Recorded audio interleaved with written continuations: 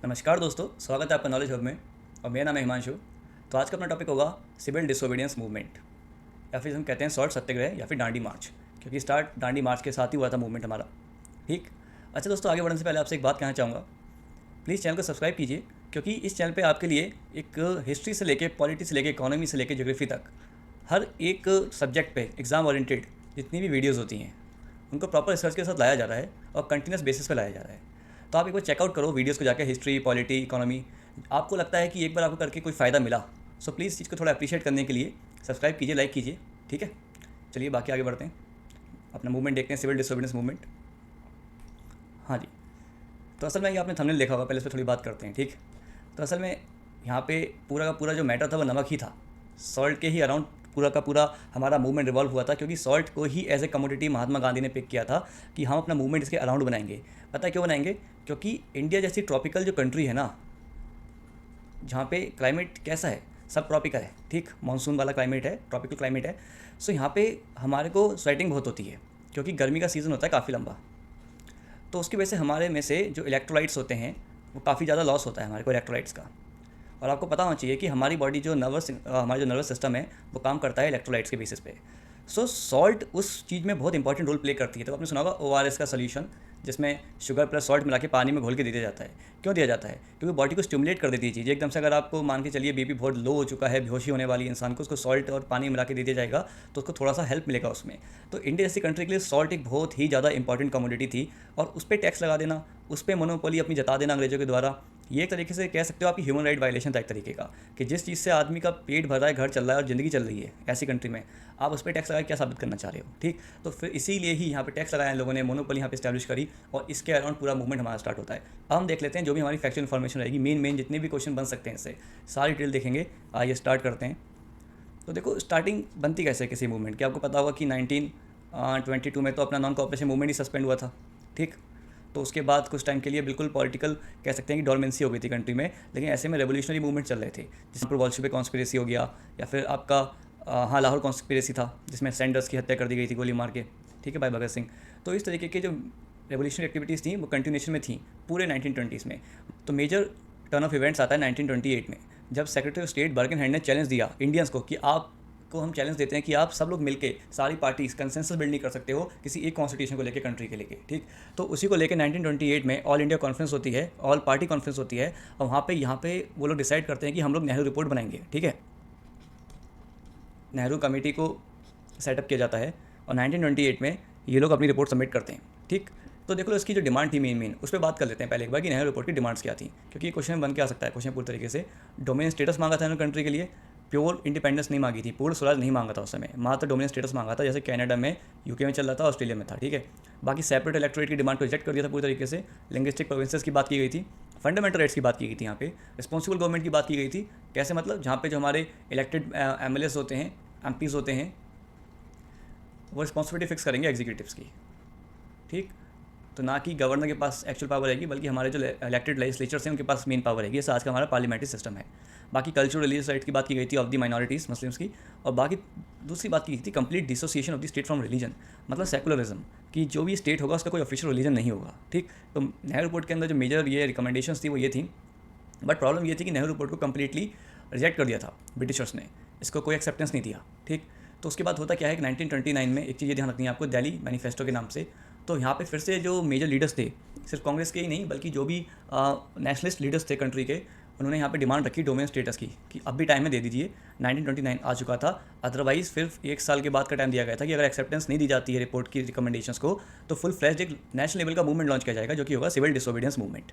ठीक। ये वार्निंग दे रखी थी, बट ब्रिटिशर्स ने इस वार्निंग को बिल्कुल भी इंपॉर्टेंस नहीं दिया, और उन्होंने किसी तरीके से कोई रिकमेंडेशन को एक्सेप्ट नहीं किया। फिर हमारा आता है लाहौर कांग्रेस का जो सेशन था, 1929 का ही सेशन था। असल में दिसंबर 1929 में सेशन हुआ था, और इंपॉर्टेंस की ये है कि यहाँ पे काफ़ी इंपॉर्टेंट टर्म्स का यूज़ किया गया था। ठीक है, बात करते हैं जैसे कि पूर्ण स्वराज।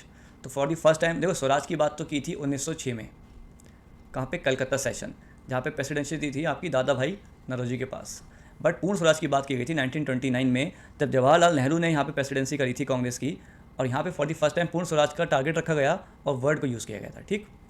तो यहाँ पे एक फैक्ट ये भी है कि असल में जो प्रोविंशियल कांग्रेस कमिटीज़ थी जो वोटिंग करती थी कि भाई किसको बनाना है president of the Congress annual session के लिए, उसमें से 18 में से 15 तो अगेंस्ट में वोट किया था, अगेंस्ट दी नेहरू, ठीक। बट स्टिल क्योंकि गांधी जी का सपोर्ट था तो Nehru was elected as the president of the Indian National Congress in 1929 session. अब ये ध्यान रखो कि लाहौर सेशन में क्या क्या आउटकम निकल के आती है, क्योंकि लाहौर सेशन ने ही कहीं ना कहीं सीड बोई थी for the civil disobedience movement of 1930। तो इन्होंने कहा था कि पहली बात तो राउंड टेबल कॉन्फ्रेंस को हम बॉयकॉट करेंगे। दूसरी बात, complete independence was declared as the aim of the Congress, मतलब पूर्ण स्वराज।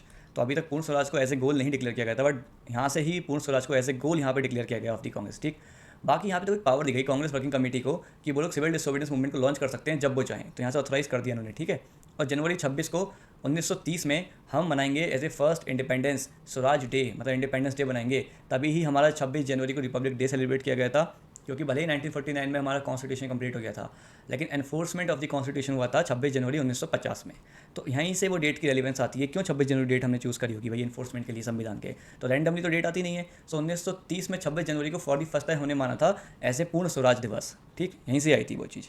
तो यहाँ तक तो हमारा लाहौर सेशन हो गया कांग्रेस का, और यहाँ पे वार्निंग भी दे दी गई थी अगर आपने नेहरू रिपोर्ट को इम्प्लीमेंट नहीं किया तो यहाँ पे सिविल डिसोबीडियंस मूवमेंट को लॉन्च किया जाएगा। बट स्टिल ब्रिटिशर्स ने किसी तरीके से कोई इंपॉर्टेंस नहीं दी इन सारी वार्निंग्स को, इन सारी रिकमेंडेशंस को इग्नोर कर दिया।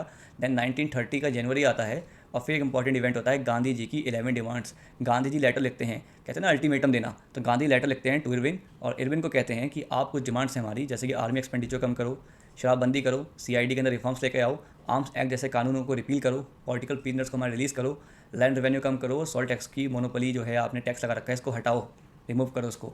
तो ये मान के चलो कि 1930 में जनवरी में अल्टीमेटम था गांधी जी का, बट पॉइंट ये है कि इरविन ने इसको भी इग्नोर कर दिया और एक भी डिमांड पे किसी तरीके का इम्प्लीमेंटेशन नहीं किया, ठीक। अब यहाँ से ऑब्वियसली बात है, जब आपको नेहरू रिपोर्ट को अल्टीमेटम दिया गया, लाहौर सेशन में अल्टीमेटम दिया गया, फिर गांधी जी ने 1930 में अपनी डिमांड्स रखी, उसको भी आपने इग्नोर कर दिया, तो अब कुछ बड़ा तो होना ही था, क्योंकि वो चीज़ पहले डिसाइड हो चुकी थी कि अगर नहीं इंप्लीमेंट करते हो तो सिविल डिसोबीडियंस लॉन्च किया जाएगा, ठीक। अब आगे देखते हैं, देखो बाकी सिमिलर चीज़ यहाँ पे हिंदी में दे रखा है, ठीक। अब देखो होता क्या है, अब क्योंकि नहीं एक्सेप्ट की गई गांधी जी की एक भी डिमांड 1930 में, तो ये डेट ध्यान रखनी है कि 12 मार्च से 6 अप्रैल 1930 यहाँ पे स्टार्ट होती है डांडी मार्च। कहाँ से स्टार्ट होती है? साबरमती आश्रम से स्टार्ट होती है डांडी तक डांडी मार्च, ठीक। महात्मा गांधी होते हैं और 78 अदर और लोग होते हैं गांधी जी के साथ जो स्टार्ट करते हैं यहाँ पे डांडी मार्च को। तो डेट ध्यान रखो बस 12 मार्च से 6 अप्रैल तक। और यहीं पे डिसाइड किया गया था कि जब 6 अप्रैल को हम डांडी में पहुँच के जो सॉल्ट लॉ है उसको ब्रेक करेंगे, उसके बाद पूरे कंट्री में सॉल्ट सत्याग्रह स्टार्ट कर दिया जाए, ठीक है। तो फिर यही हुआ कि 6 अप्रैल को जब महात्मा गांधी ने डांडी में जाके सॉल्ट लॉ को ब्रेक किया, तो उसके बाद पूरे कंट्री में सॉल्ट सत्याग्रह स्टार्ट हो गया। अब देखो कौन कौन से मेजर एरियाज थे और कौन कौन से मेन लीडर्स थे उस सॉल्ट सत्याग्रह के, ठीक। तो सत्याग्रह एट डिफरेंट प्लेसेस, तो तमिलनाडु में सी राजगोपालचारी, ये राजा जी, ठीक। मालाबार मतलब केरला वाले एरिया में के केलप्पन, ठीक है। नाम याद रखना है, रीजन याद रखना है, बस इसके अलग कुछ नहीं आएगा, ठीक है। उड़ीसा में गोपाल बंधु चौधरी, असम में चंद्रप्रभा सैकानी, ठीक। बंगाल में मेनली 2 लीडर्स थे, एक तो हमारे सुभाष चंद्र बोस हैं और एक GM सेनगुप्ता हैं, ठीक। तो ये दोनों ही रेवोल्यूशनरी लीडर्स थे, ठीक है। बिहार में अंबिका कांत सिन्हा। बाकी ट्राइबल बेल्ट थी छोटा नागपुर प्लेटियो की, जो कि आज के टाइम में झारखंड में आता है। तो वहाँ पे भोंगा मांझी और सोमरा मांझी ये गांधीयन लीडर्स थे और इन्होंने लीड किया था यहाँ पे प्रोटेस्ट को, ठीक। अब पेशावर इंपॉर्टेंट होता है बहुत ज़्यादा, क्योंकि गफ्फार खान, अब्दुल गफ्फार खान, इनका नाम भी सुना होगा, जिनको कहते हैं बादशाह खान या फिर फ्रंटियर गांधी। क्यों कहते हैं फ्रंटियर गांधी? क्योंकि जो नॉर्थ वेस्टर्न फ्रंटियर प्रोविंस थी वहाँ से बिलोंग करते थे ये, और ये गांधी जी के बहुत बड़े फॉलोअर थे। कि गांधी जी के जो आइडियाज़ थे ना कि यूनिटी, सत्याग्रह, नॉन वायलेंस, अहिंसा, वो सब में बहुत ही ज़्यादा स्ट्रॉन्ग बिलीवर थे, तो इनको नाम दे दिया गया क्योंकि फ्रंटियर प्रोविंस से थे, तो ये हो गए फ्रंटियर गांधी। अब इनकी जो ऑर्गेनाइजेशन है उस पर बहुत क्वेश्चन आता है किसकी है, तो खुदाई खिदमत गर्ल्स, ये ध्यान रखना है, जिसको कहते हैं रेड शर्ट्स भी। तो इन्होंने पेशावर के अंदर मूवमेंट को लीड किया था सॉल्ट सत्याग्रह वाले का, ठीक। बाकी धड़सना, असल में महात्मा गांधी जी जब डांडी पहुँचे थे तो डांडी में ये धड़सना वाला ही सॉल्ट वर्क था, यहाँ पे सॉल्ट प्रोडक्शन होती थी बाय दी ब्रिटिशर्स, तो इसको ही जाके ऑक्यूपाई करना था बाय दी महात्मा गांधी।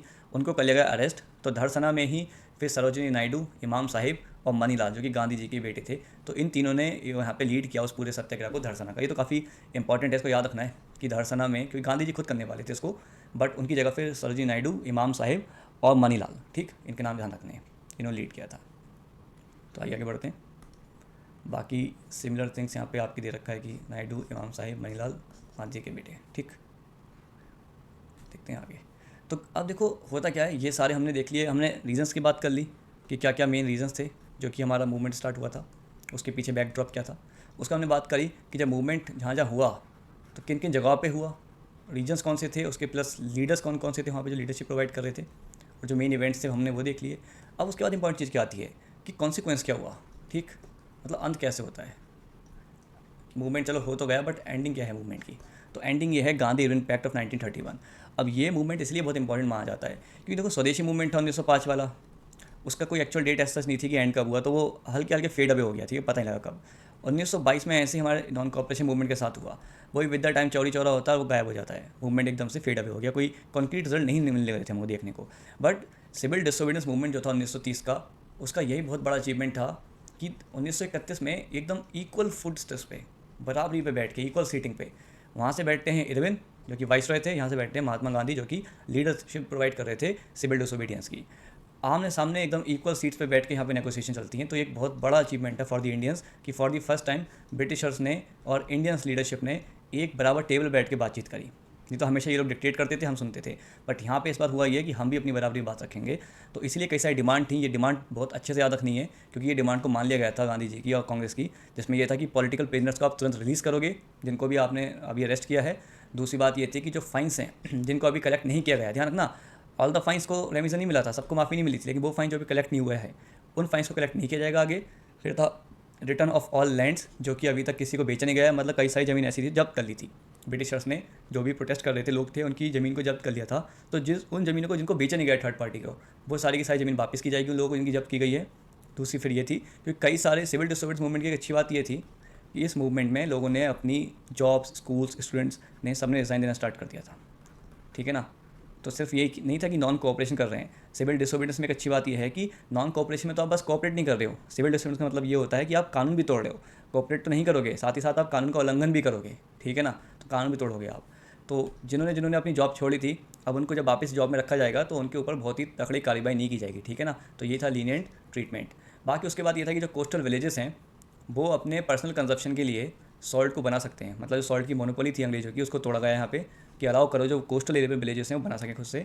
और उसके बाद right to peaceful and non aggressive picketing, मतलब ये है कि छोटे मोटे धरना देना जो कि पीसफुल होंगे, बिना किसी हिंसा के, बिना किसी वायलेंट एक्टिविटी के धरने हैं उनको अलाउ किया जाए। और उसके बाद जो इमरजेंसी ऑर्डिनेंसेज हैं, जैसे किसी को भी उठाया जेल में डाल दिया, कहीं भी लाठीचार्ज करा दिया, इन सबको विड्रॉ कीजिए, ठीक है।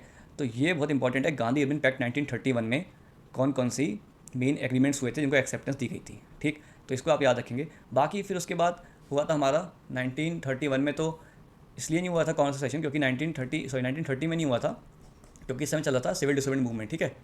लेकिन 1931 में हुआ था कराची सेशन, और उसको हमने इंडियन नेशनल कांग्रेस के जितने भी सेशंस हैं उसमें कवर कर रखा है कि उसमें मेजर आउटकम्स क्या थे, ठीक। तो उसकी आगे कंटिन्यूटी वहीं से आपको मिल जाएगी कराची सेशन से कि उसमें क्या हुआ था, फिर आगे क्या हुआ था, ठीक है। तो ये पूरा हमारा सिविल डिसोबीडियंस मूवमेंट है जिसके बारे में जितनी भी इंपॉर्टेंट डिटेलिंग है, जो भी बातें हैं वो हमने यहाँ पे कवर कर ली हैं, ठीक है।